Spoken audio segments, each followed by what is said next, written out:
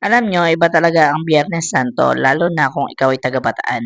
Hindi na ito bago sa amin. Taon-taon namin itong nasasaksihan pero kahit pa ulit-ulit, iba pa rin ang bigat ng pakiramdam. Ngayong araw, umikot kami mula Orion hanggang Abukay para muling saksiyan ang gapak at Ampas Tugo. Mga tradisyong kinagisnan na namin. Nakasakay lang kami sa owner habang dahan-dahang bumabaybay sa kalsada. Hindi man naglalakad pero ramdam mo pa rin ang bawat eksena. Sa labas, makikita mo ang mga deboto, yung iba nakaluhod, yung iba gumagapang sa mainit na kalsada, walang sapin, walang reklamo. Tuloy-tuloy lang ang lakad nila habang hinahampas nila ang mga likod nila. Bilang mga taga rito, sanay na ang mga mata namin pero hindi ibig sabihin ay manhid na. Sa totoo lang, mas lalo mo pang nauunawaan kung gaano kalalim ang kanilang panata. Habang nagpapatuloy kami, unti-unting bumibigat ang eksena. Ito na yung hampas dugo. May mga lalaking nakatakip ang muka, hawak ang latigo at sa bawat hampas, hindi mo maiwasang mapatingin at mapapikit. Hindi ito simpleng tradisyon lang. Ito ay sakripisyo, ito ay pananampalataya, ito ay kwento ng pagsisisi at panahon. Kahit nasa loob lang kami ng sasakyan, napapatahimik kami. May mga sandaling wala talagang nagsasalita kasi lahat kami pinoproseso ang mga nakikita namin.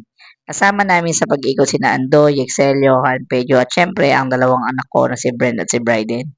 At kahit seryoso ang paligid, hindi mawawala ang kakulitan ng dalawang yan. May mga biglang tawanan sila sa loob ng owner, may asaran at may kulitan. At doon mo marirealize kahit gaano kabigat ang paligid, may puwang pa rin para sa saya. Gano'n talaga siguro ang buhay, may lungkot, may lalim, pero may mga halong saya pa rin. Habang umiikot kami, ramdam na rin ang init at pagod. Hanggang sa dumating kami sa punto na hindi na pala kami makakadiretso ng samal. Inarangan na ang daan. Sa una, sayang kasi paano pa sana naming umabot doon. Pero bilang taga-Bataan, alam na namin normal na to tuwing ganitong panahon. Kaya imbes na ipilit pa, tinanggap na lang namin at nag-isip ng susunod na gagawin. At syempre, walang tatalo sa pagkain. Dumiretso kami sa Abukay at doon namin tinapos ang araw sa isang anligoto. Mainit na sabaw, malilamlam na goto at sakto sa pagod ng buong araw. Habang kumakain kami, bumalik ang ingay, ang tawanan, ang kwentuhan. Sina Bren at Bryden lalo pang naging hyper. At kami naman simpleng nag-enjoy sa moment. Sa pagtatapos ng araw na 'to, napagtanto namin hindi lang ito basta tradisyon, hindi lang ito nakasanayan. Ito ay bahagi ng kung sino kami bilang mga taga-Bataan. Ang gapang at hampas dugo, ang katahimikan ng Biyernes Santo at ang simpleng saya ng magkakasama. Isang araw na hindi lang nakita kundi naramdaman. At kahit taon-taon pa itong mangyari, mananatili itong espesyal. Dahil ito ang Bataan at dito buhay ang pananampalataya.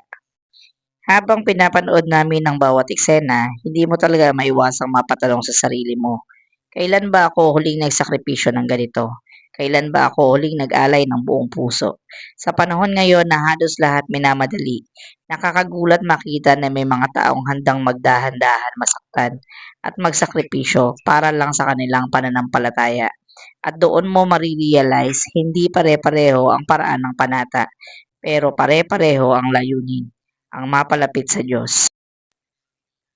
Sa huli, ang Biyernes Santo ay hindi lang tungkol sa sakit at sakripisyo. Ito ay paalala na sa likod ng bawat hirap may pag-asa, na sa bawat panata may pananampalataya, at sa bawat araw na tulad nito, may pagkakataon tayong magnilay at bumalik sa kung ano talaga ang mahalaga.